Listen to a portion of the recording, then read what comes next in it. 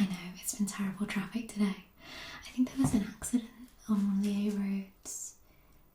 Yeah, no, I mean, 5 minutes to spare. You got here with plenty of time, that's absolutely fine. Oh, right, let me just... I was actually just in the middle of making a few notes about our appointment today. Yes, I have got some colour swatches. Exciting stuff. We're moving ahead quite nicely. How have you been feeling? Yeah, well, we've still got plenty of time for planning and everything. This is just appointment number 2, second little discussion that we can have. I know you still haven't chosen any specifics with recommendations that I sent to you. I think I sent 4 different photographer recommendations and a couple of videographer ones as well. Take your time with those, that's absolutely fine. You don't have to make any decision right now. The only thing I would like to do today is I would like to discuss a little bit more in depth some colours, try to get that relatively set in stone. Reason being is we can then pitch our floral designs to the florist, and we can also book in some bridesmaid appointments for your bridesmaids as well. Is that okay? Fabulous. Okay, let me just get my notebook out. We'll be using my notebook today rather than the computer, I think. I just always like to have a pen to paper. So, I'm just writing appointment number 2. And then your wedding date. Yeah, we've still got just under a year now, haven't we? Exciting. Okay, so since last time we spoke, I know we discussed 2 different options that I thought you might want to play with, but you've since chosen pink. That's fine. No, well, I actually went to the trouble of getting a few different pinks for you to have a look at. Now, obviously, this is just 4 examples. There are so many different shades of pink for you to choose from, but I did note down you had a colour analysis and you are a cool toned. Is it a winter? Yeah. So all of these pinks that I've gotten will go nicely with winter cool toned skin tones, because although it's your bridesmaids that are wearing the dresses, you're stood next to the dresses as well, so you're wanting them to complement the skin. Yeah, the last thing, for example, myself, the last thing I would want my bridesmaids in is like orange or like lime green, because it would just look dreadful and I'd look really poorly. Yeah, you get it. So, you know, pink is a really good choice for you. So I've got 4 different pinks to show you. I'd like to try and get an idea of how you feel about them today. But let me just write down. So we're going to be going through some colour choices. And let's just shop around a little bit for bridal styles for bridesmaids. I would ideally like you buying bridesmaid dresses in the next 3 to 4 months. Reason being is a lot of the time you're getting these custom made if you're buying a plethora of the same dress. Sometimes with manufacturing there can be issues, which means that not every single dress is completely cohesive. There may be an ever so slight colour difference, which doesn't matter from customer to customer. But if you're buying a large stock of the same dress, you have to make sure that the quality is exactly the same. Same with it gives your bridesmaids the time to, you know, come to terms with their dress, get comfortable with their dress. If they need any alterations, and they have the time to do that. Have you discussed with your bridesmaids what they wanted? Oh, they're quite free and easy. That's good. Yeah, no, that's really helpful. You will notice when you're going to different like bridal boutiques and stuff, they may mention, you hear the term bridezilla quite often, but the term bridesmaidzilla is actually quite popular. A plethora of bridesmaids, and it tends to be sisters and things like that, people blood related, that tend to be a little bit more picky, rather than just going with the flow of what the bride wants. But yours are lovely and relaxed, that's good. No, that's really good, that's helpful. So with that, we can decide whether you want to have everybody in the same style, or if you want everybody to have a different style. Maybe you want 2 of one of the other, 2 of another, etc, etc. Same with colours as well.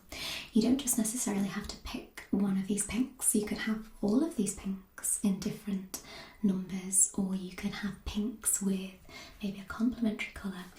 For example, I'm really enjoying this sort of pastel baby blue with a rich, almost burgundy cabernet red as well.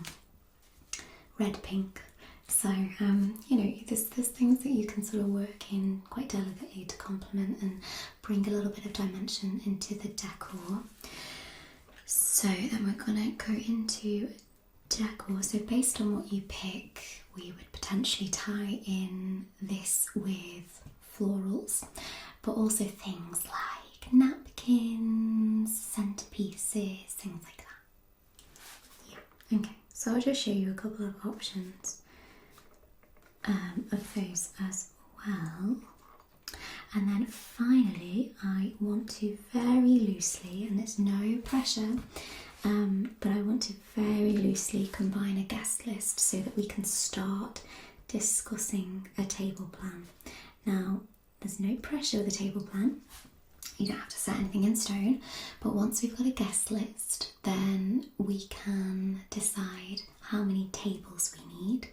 You know, say you have 80 guests, you want 8 per table, so that's 10 tables, or 100 guests, you want, you know, 10 tables of 10, or etc, etc, if that makes sense. The reason it's important is obviously your pricing is going to change quite drastically with your centerpieces and chair covers and things like that, depending on what your numbers are. And same with, I mean, obviously dining as well is going to be very, very different depending on how many people that you're catering for. So, okay, so let's begin with colour schemes. So let me talk you through these colours that I've got. We'll start with darkest to lightest, I think, because I feel like the darkest potentially is a little bit away from what you might have wanted. So all of these colours, by the way, are in satin, but they can come in chiffon, which I do have one that's actually got chiffon and satin. So this is the satin. This one is the colour Cabernet. You may be able to see the way that it hits the light ever so gently. Now this is quite a rich tone, almost like a wine colour. It says Cabernet is a luxurious and deep red, like the finest of wines. This velvety hue exudes opulence and sophistication, evoking images of rich vineyards and intimate gatherings. It embodies a timeless elegance and passion, adding depth to any palette. So like I said, this is an excellent way of adding depth. So if you didn't necessarily want to go all dark like this, you could mix and match a little bit and add this for some depth. So this is Cabernet. I think it does hit the light really beautifully. This is the sort of one where you could have the florals be a little bit lighter to maybe lighten up the look. Okay, so that one's Cabernet. Next we have Mulberry. Mulberry I think is really beautiful. This one I would say would work with both warm tones and cool tone skin. So if you have somebody that is more warm toned, this is still going to look really great on them. Because obviously, you know, you want to match yourself, but at the end of the day, you love the girls that you chose as your bridesmaids, so you want them to feel good. So this is Mulberry. I do think that this one is really pretty. This one reflects light so nicely. So you can see in dark shadows it goes like a really rich red, almost like the Cabernet.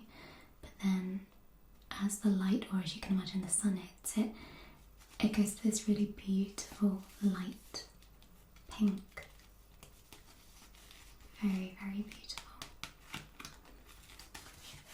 So, yes, this is Mulberry. So this says, just like the luscious fruit it's named after, mulberry colour is a velvety blend of deep purples and rich reds, reminiscent of the ripest mulberries found in flourishing orchards. It radiates a sense of opulence and luxury, adding a touch of regal sophistication to any setting. So let me show you them together as well, so you can see the differences. So as you can see, this is much, much, much deeper, but in terms of light reflection, obviously this has a lot more light reflection to it than the Cabernet, but they do look nice together. But I do feel as though something is missing. I personally wouldn't necessarily go for just these two. I think that you need to add something else. So next we have, and this is our chiffon material, this is Desert Rose. So this is how it would look as a chiffon. So you can see this is the actual chiffon sheet. It's almost like see-through, and this is like more of a soft matte look to the dresses. So obviously satin gives you that reflective light, whereas chiffon is it's a matte looking dress. It doesn't reflect any light at all. So it depends on whether or not you want this. This in particular, this looks quite sickly on me. This doesn't look very good on me. But anyway, and then underneath you can see this is what the satin looks like. So the satin is going to appear much, much deeper than if you were to have the chiffon. Now, personally, if I were you, I would go for the satin. Satin is definitely more of a modern choice for bridesmaids dresses. Chiffon almost makes me think of those multi-way bridesmaids dresses, so everybody gets exactly the same dress, but you can switch up the straps to go in different directions to make them unique. It feels very like 2003 sort of feel. If you like that, that's absolutely fine. But I wouldn't go for chiffon personally, especially as you're getting married in the summer. So to me, there's going to be a lot of sunlight, a lot of beautiful warm weather. You want that warmth, that light to radiate. I don't think that you want to dull it and flatten it. So personally, I would go for the satin, but it's up to you. So anyway, this one is Desert Rose. Let's have a look at the others together. So this is Desert Rose with Cabernet. Okay, this is Desert Rose with Mulberry.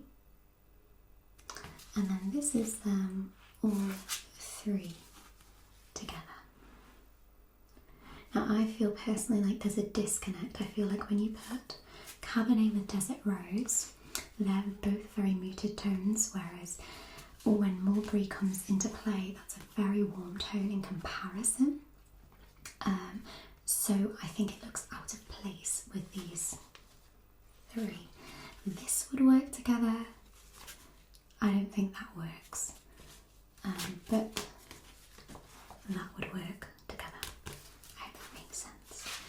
So that was Desert Rose, and then the last one I got to show you is Vintage Mauve. I think that this one is so beautiful. This, depending on the light, you can see it's almost got like a lilac-y tone to it. So that's it in the shade, and then as it hits the light, it becomes a very, very, very gentle light pastel colour. Now, pastels are more difficult to pull off, especially with paler skin tones. It can make you look washed out, like to me, for example. When it's in the shade, it's okay, but when it's in the light, it's just way too close to my skin tone. But it can look really, really beautiful. So if you were wanting a combination of colours, I would maybe put your darker skin tones, warmer skin tones in this, and then I would put your paler girlies in a dark Cabernet. So let's have a look at them together. I personally think that these three work. They look best together. You could potentially find something that is maybe not as dark as this, or if you wanted to go full pastel, really light colours, you could have these two and then have a champagne. So not a pink at all, but just a champagne colour. Yeah, so I will show you them all separately again with the vintage mauve, but it says, vintage mauve is a romantic and sophisticated hue inspired by bygone eras. This soft, dusty purple shade exudes elegance and nostalgia reminiscent of old world charm. So it is like very, it does look like a vintagey colour. So this is the vintage mauve with the Cabernet. I think that they look quite nice together, the two of those, although they are quite harshly contrasting. This is the vintage mauve with the desert rose. I think that they actually really nicely complement. Okay, and then this is the vintage mauve with the mulberry. Again, I actually think that these work because both of these colours are so reflective. I think that that works. Although again, I feel like there needs to be something to tie it in. So, out of those, are you inspired by any of them? I thought you would. I thought you would like that. Yes, so vintage mauve, desert rose together with a champagne. Okay, we'll write that down for now. Nothing's set in stone yet, but it's just sort of an idea, because obviously with those colours, they're very soft, pastel-y, it really ties into what kind of florals you're going to choose. So you're not going to choose like really deep, dark, moody florals. They're probably going to be very soft looking. Okay, so let's make a note. And you definitely like the satin. Yeah? Okay, so we're gonna order some dresses as samples for your bridesmaids to come and try on. So we're gonna go for satin both in the vintage mauve and the desert rose. Let me just have a look at the champagne colour for you.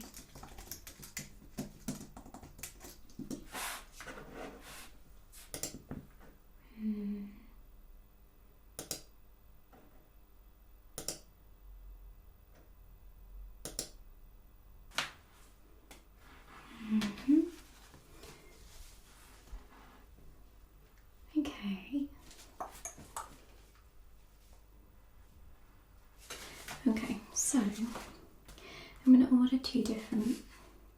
Now I'm going to order one different option, but then I'm also going to order a swatch of the other because I'm pretty confident that you want old champagne. Okay, but I'm also going to add a sample fabric in satin of, what's it called? I've lost it now.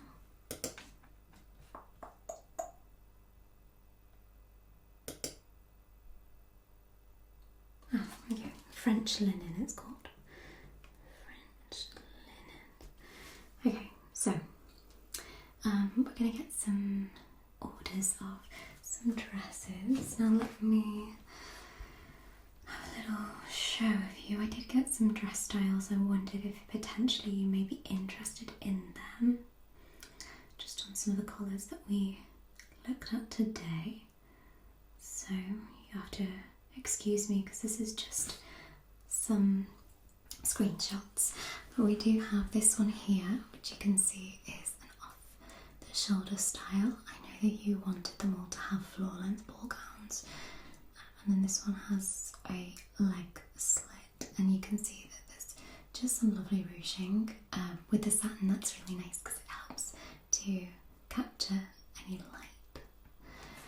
Okay, that's one.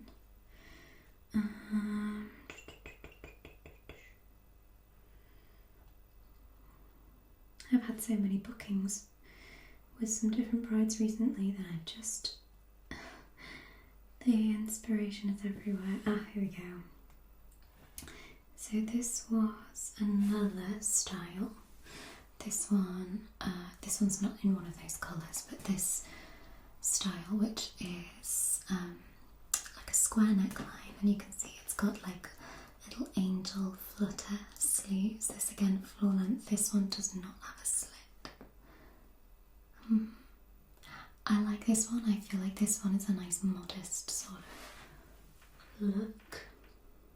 And then the last one I thought that you might quite like is the one shoulder. So we have one shoulder completely exposed, and then the other one is that flutter sleeve like on the other dresses. So they sort of like marry together. So you have off the shoulder, off one shoulder with a flutter sleeve, and then both flutter sleeves.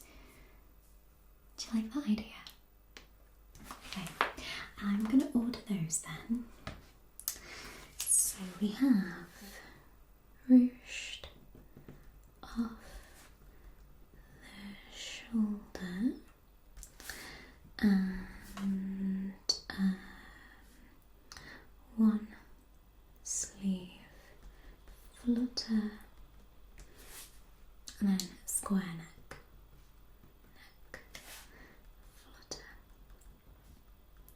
So I'm going to order all of those dresses in all of the sizes that you gave me for our bridesmaids as the samples, and I'll make sure that we get at least one colour in every size so that everyone can try on every style and they can also try on every colour even though they may not match up.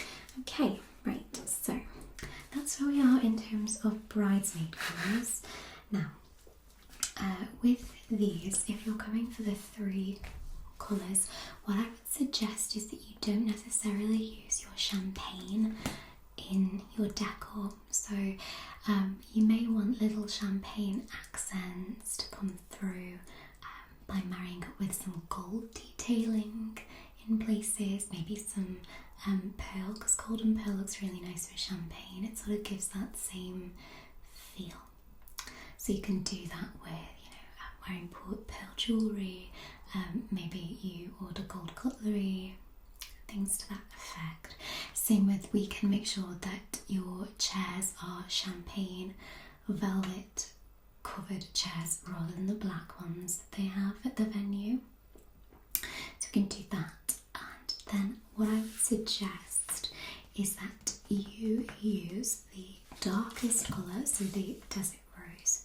You use the darkest colour as your napkin colour, and then I would use the vintage mauve as the accent colour within your flowers. How does that sound? So you would use this colour as your napkin colour. You would also use it on any sort of invitations, and you would also use it if you had any sashes on your chairs and any sashes down the aisle as well. This might be nice if you have your flower girls, maybe have a ribbon with this colour on.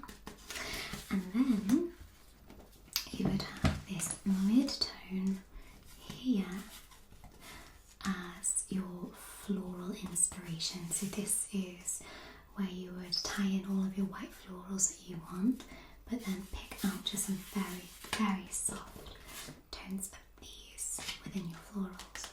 so they look quite pretty against the darker toned dresses as well. Okay, what do we think? Yes, fabulous. Okay, so again, I'm going to get some napkins, and I'm also going to have a chat with the event styler to see if they have any of the faux flowers within those types of colours. If not, we may have to revise the budget and look for some fresh florals for centerpieces. We'll play it by ear.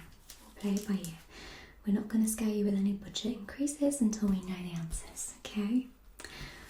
Right.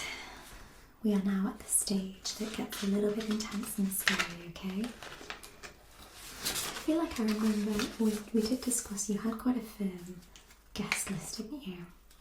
But just humour me. I would like you to go through it for me. It has changed. Okay. What are we looking at for daytime now? 50k daytime. Okay, so that's all we need to know in terms of table plan. Obviously, you don't need a table plan for evening. What are we looking at for evening? 120. Okay, it's quite a step up, but that's fine. Okay, so just go through with me your guest list for the 50. So, mum, dad, groom's mum, groom's dad, your brother and your sister, both of their partners, so partner,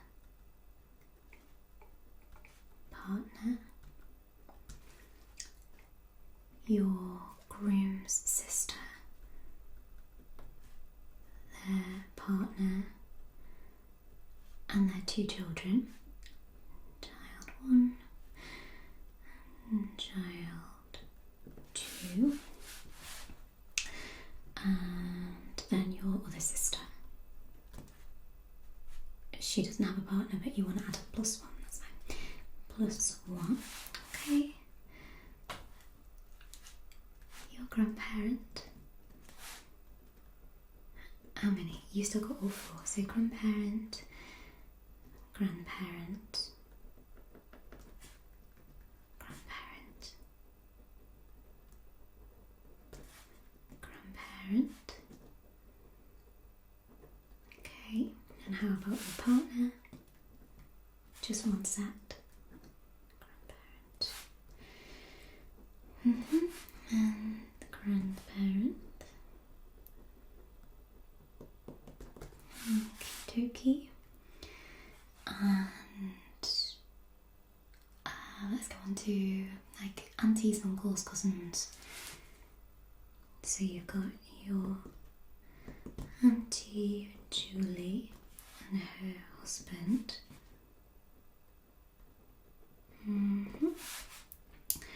We've got your Uncle Stephen. Yep. And his wife and their child.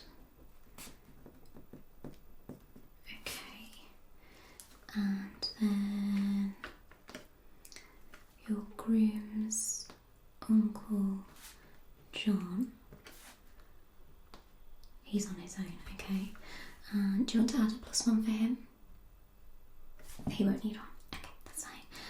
And then his auntie Sue and her husband and their 3 children. Children.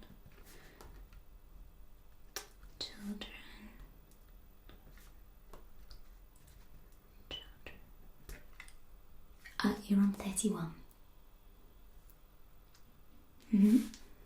Okay.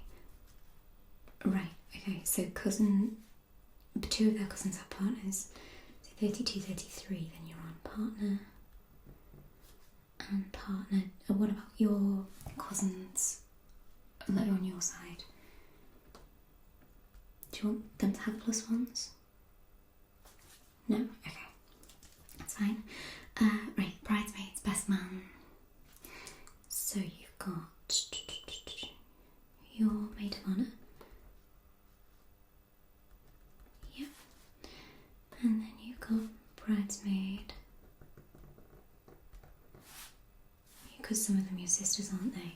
So you've got bridesmaid 1 and bridesmaid 2.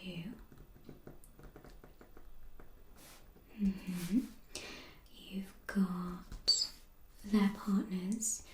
So you've got maid of honour. So you've got 3 partners there. Partner, partner, and partner. You've got your best man,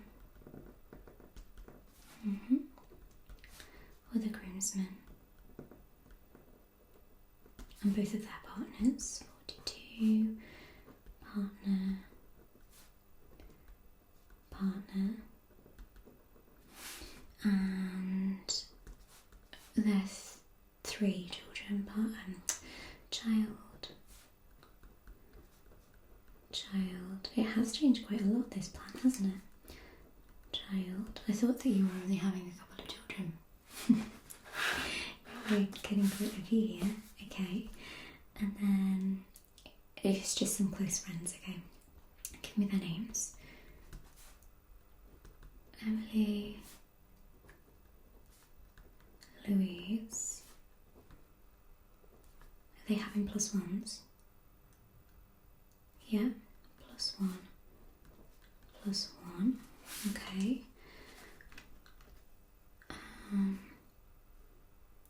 Kate, and her +1, okay.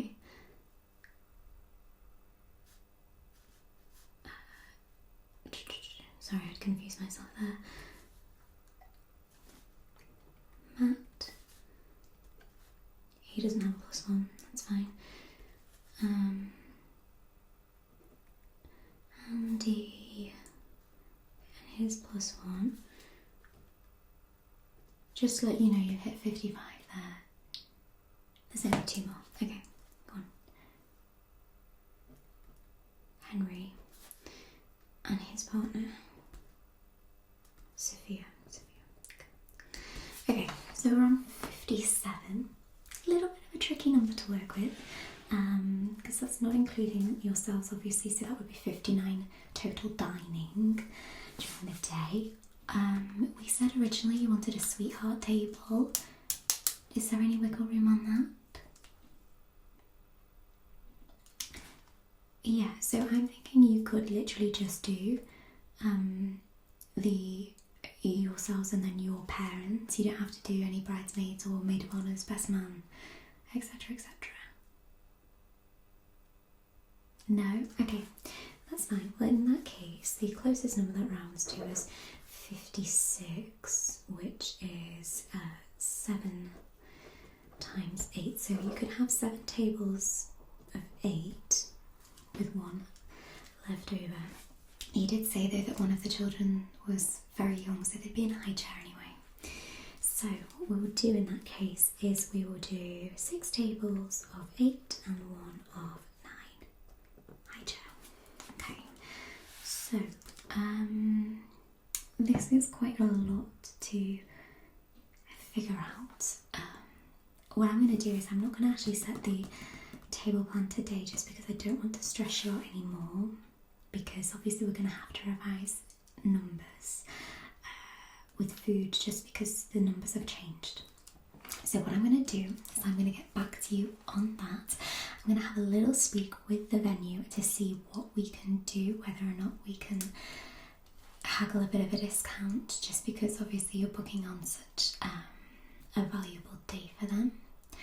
So maybe they may give you a little bit of wiggle room and keep their honour of the same price, just because it's only a few people here or there.